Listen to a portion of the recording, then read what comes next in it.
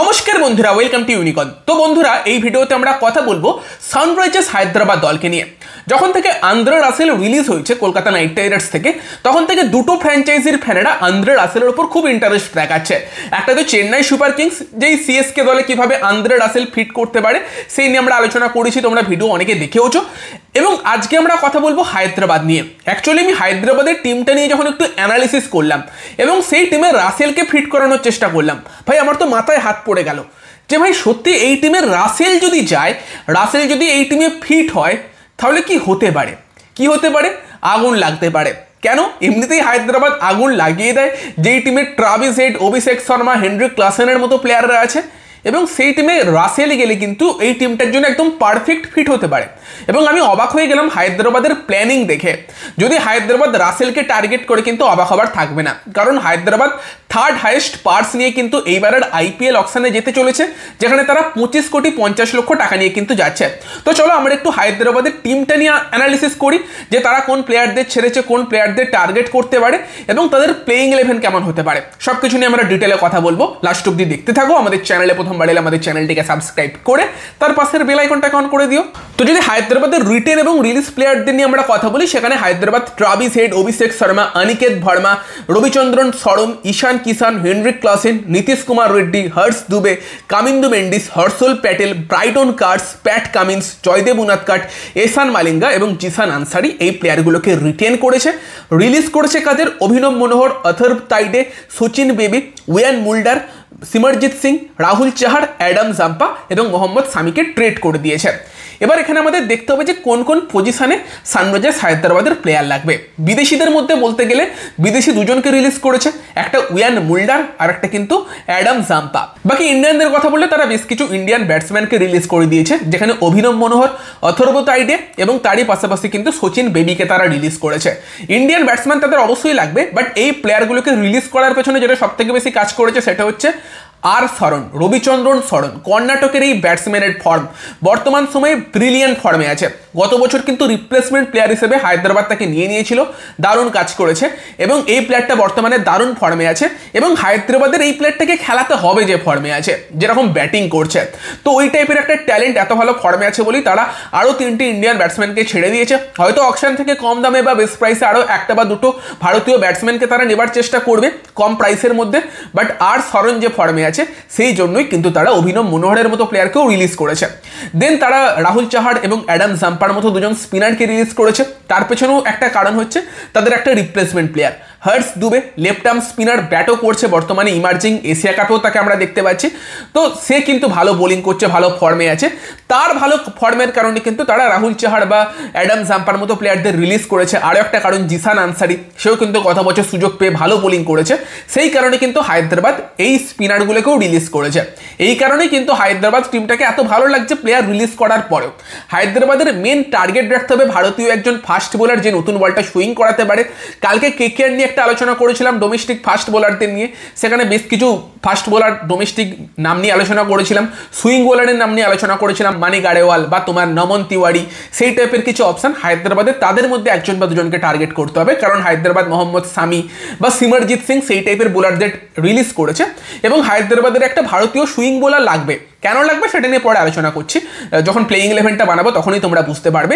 এবং তারই পাশাপাশি তারা যে বিদেশি দুজনকে রিলিজ করেছে, অ্যাডাম জাম্পার জায়গাতে তারা আর একটা বিদেশি স্পিনার নিয়ে আসতে পারে কম টাকাতে, আর ওয়ান মুল্ডারের জায়গাতে তারা যদি আন্দ্রে রাসেলকে টার্গেট করে, সেইখানে তারা যদি রাসেলের ওপর 20 কোটি মতো ইনভেস্ট করে, একটা কিন্তু আলাদা লেভেলের টিম হতে পারে, আগুন লাগতে পারে। কেন বলছিলাম? তো চলো এবার একটা প্লেইং 11 বানায় হায়দ্রাবাদ দলটার, যে বর্তমান সময়ে যে প্লেয়ারগুলোকে রিটেন করেছে হায়দ্রাবাদ, সেখান থেকে একটা সেরা প্লেইং 11 বানালে কিরকম হতে পারে। তো সেখানে ওপেনারদের কথা বললে অবভিয়াসলি অভিষেক শর্মা এবং ট্রাভিস হেড, সেই দুজনই ওপেন করবে। দেন 3 নম্বরে ঈশান কিষান, এটা গেল হায়দ্রাবাদের টপ 3 তিনজন লেফট হ্যান্ডেড ব্যাটসম্যান। দেন 4 নম্বরে কিন্তু হায়দ্রাবাদ হেনরিক ক্লাসেনকে ইউজ করতে পারে। ক্লাসেনকে একটু নিচের দিকে 5 বা 6 ইউজ করতে আমরা দেখেছি, বাট বর্তমান পরিস্থিতিতে হয়তো হেনরিক ক্লাসেনকে 4-এ ইউজ করাটা হায়দ্রাবাদের জন্য সব থেকে বেশি বেনিফিট দেবে হায়দ্রাবাদকে। হেনরিক ক্লাসেনের সেরা খেলাটা হয়তো 4 নম্বরে ব্যাট করেই আসবে। দেন হায়দ্রাবাদ কিন্তু 5 নম্বরে ইউজ করতে পারে অনিকেত ভার্মাকে, যেও স্পিন ভালো খেলে। মিডিল ওভারে তোমার এমন ব্যাটসম্যান দরকার যারা স্পিনটাকে ট্যাকেল করতে পারে, এবং হেনরিক ক্লাসেনের স্পিনার এগেনস্টে খেলা নিয়ে সবসময়ই কথা হয়, দুর্দান্ত একজন ব্যাটসম্যান স্পিনার এগেনস্টে, এবং তার পাশাপাশি এই অনিকেত ভার্মা ছেলেটাও কিন্তু স্পিনার এগেনস্টে দারুণ করেছে।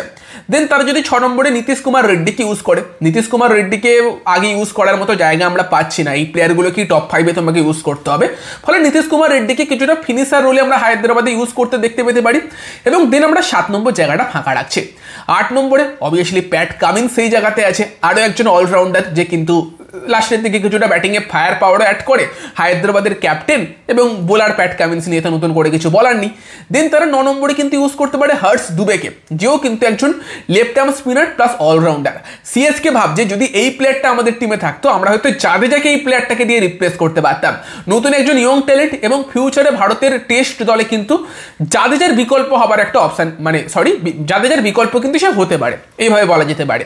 তো হর্ষ দুবের মধ্যেও সেই ট্যালেন্ট আছে, লেফট আর্ম স্পিনার, ভালো স্পিনার, তো সেখানে কিন্তু 9 নম্বর অবধি তাদের ব্যাটিং থাকছে। দেন তারা 10 নম্বরে হর্ষল প্যাটেলকে ইউজ করতে পারে, যেও ব্যাটাতে কিছুটা এবিলিটি প্রদান করে।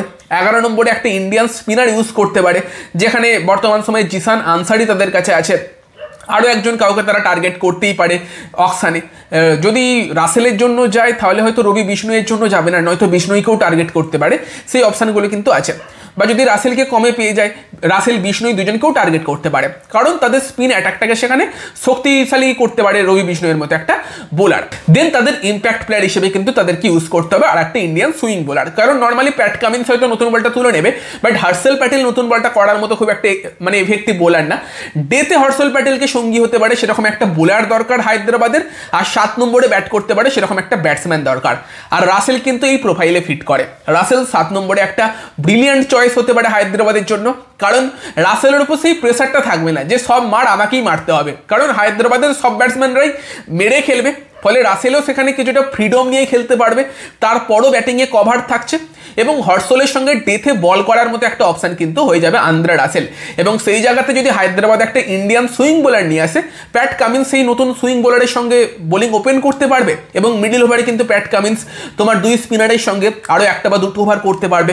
প্যাট কামিন্স এই রোলে আদর্শ একজন সুইটেবল বোলার নতুন বলে এবং মিডিল ওভারে বল করার জন্য। তো এই টিমটাই কিন্তু আন্দ্রে রাসেল প্রপার একটা ব্যালেন্স নিয়ে আসে। তো রাসেল দরকার, আর একটা তোমার ভালো ইন্ডিয়ান সুইং বোলার দরকার। যদিও জয়দেব উনাদকাট আছে, বাট আমার মনে হয় ওই জায়গাটা আর একটু আপগ্রেড হায়দ্রাবাদ করতে পারলে ভালো হয়, একজন নতুন সুইং বোলারকে নিয়ে এলে সেই জায়গাটা বেটার হবে।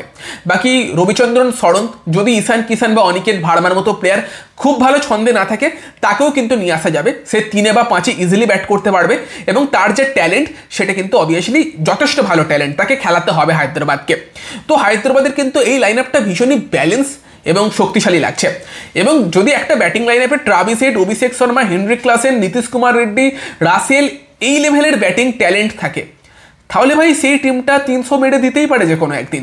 সেই হায়দ্রাবাদের গত বছরের মতোই ব্যাটিং আমরা দেখতে পেতে পারি, হয় 300 নয় 120-30, মাঝামাঝি কিছু নয়। তবে রাসেল কিন্তু শুধুমাত্র তার ঝোড়ো ব্যাটিংয়ের জন্য না, ডেথে 1-2 ওভার বল করার জন্য এই টিমটার কিন্তু একটা আদর্শ অপশান হতে পারে। যদিও রাসেল ডেথে মারও খেতে পারে হায়দ্রাবাদের স্টেডিয়ামে, বাট স্টিল ভালো কিন্তু ব্যালেন্স প্রদান এই টিমটায় রাসেলকে নিয়ে এলেই হচ্ছে।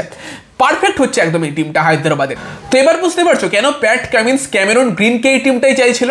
রাসেলের জায়গায় যদি গ্রিন আসতো আরও ব্যালেন্স বাড়তো এই টিমটার। গ্রিনও একজন ওই টাইপের অলরাউন্ডার, তবে হায়দ্রাবাদের যে টাকা আছে গ্রিনকে পাওয়াটা মুশকিল, বাট রাসেলের জন্য তারা কিন্তু ফাইট করতে পারে, 20 কোটি অব্দি যেতে পারে।